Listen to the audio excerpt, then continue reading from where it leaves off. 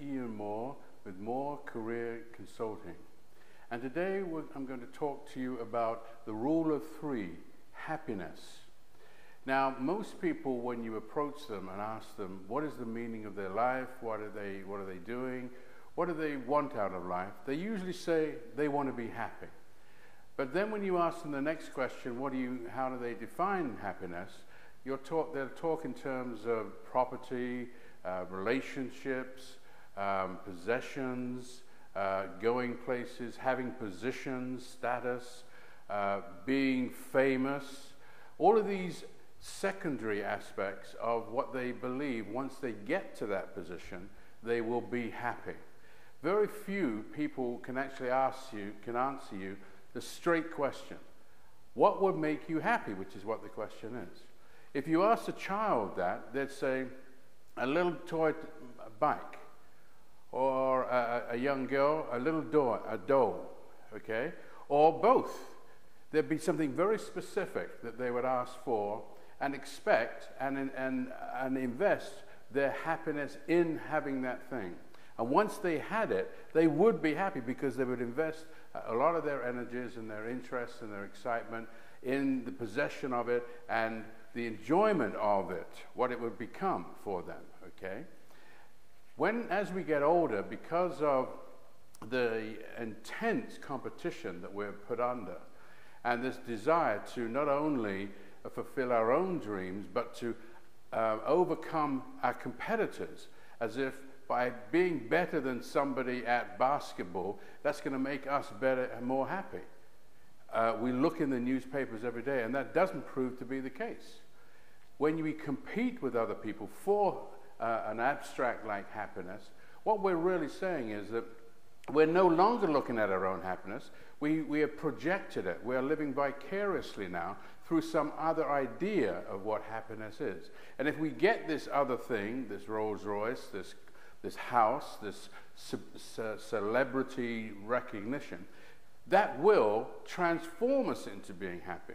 But what we actually find is happening is that people then just set up this envious relationship with each other, so that if they have something, it's more important that the fact that they've got it and somebody else doesn't have it that makes it valuable.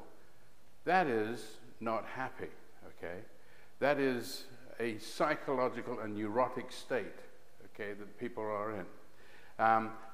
But when we actually narrow down the numbers again and look at what it is that contributes to being happy, we have a pie chart like this. We recognize, and this research has been done for the last 25 years in Harvard and various other centers, where people have gone out and asked that first question that I asked you in the beginning. What makes you happy? What is happiness? How do you define happiness? All their research indicates that 50% of our happiness comes from our DNA, the basic nature of who we are. And we see this every day when people come from poor environments, some people who have been very sick, some people who are very rich, some people are right across the board, however we want to measure the value of somebody or some position in society. We find that people have a predisposition to being happy. As we note that there are people who have a predisposition to being miserable. There are whole nations of people that seem to have that predisposition. But even within that group, even within a given particular group, people have a choice, okay?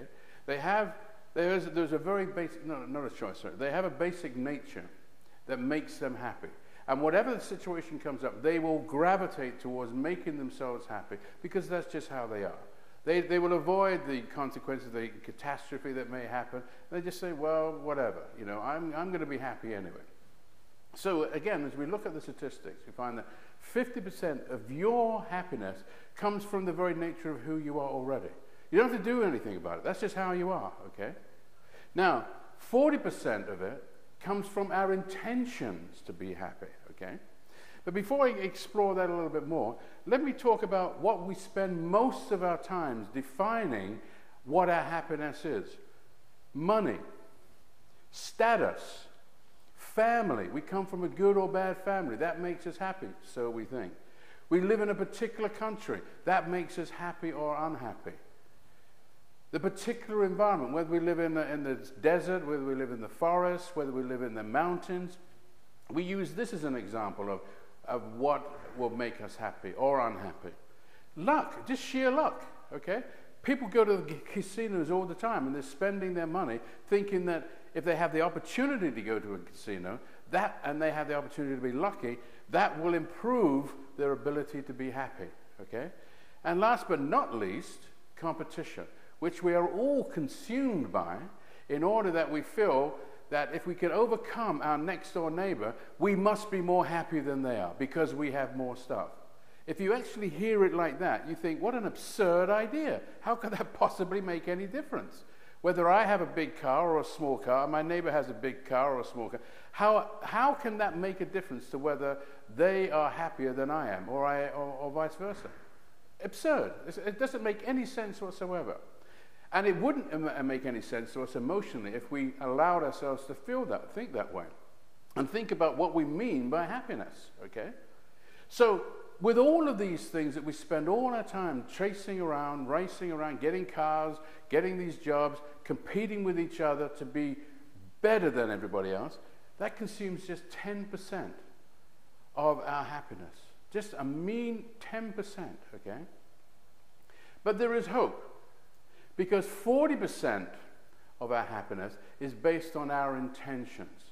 If we intend to be happy, if we intend to share with our neighbor, if we intend to be happy with our family and make their lives happy, we can affect our own happiness by actually going out and being happy, by acting on it, rather than just talking about it and setting up these competitions with it, okay? By actually acting happy. Just getting up in the morning and smiling. And the moment you read the newspaper and it says some disaster has happened in Indonesia, say, well, there's nothing I can do about it. I'm moving on. Smile. Move on. The intention of you being happy changes the very nature, or at least gives you 40% chance of reaching whatever goal. In fact, your goal is right now. Happiness is a real quality that's happening right now. It isn't something that you put off. It isn't something that you go to grad school and then get your degree and then you'll be happy. It isn't something that you'll travel around the world, you know, in a yacht and then you'll be happy. It isn't making a movie and making $1 million and then you'll be happy. Happiness is right now. This moment, as you're looking at this video right now, you have a choice to be happy, to absorb what I'm saying now and turn it to yourself and say, what would make me happy? And go and do it. Act it out. Be happy, okay? All right. So this is part of the thing, some of the things that I talk about in my seminars and in my workshops. And if you go to my website, More Career Consulting, you'll find more information about the Rule of 3. So until next time, this is Ian Moore for More Career Consulting. Thank you for your time.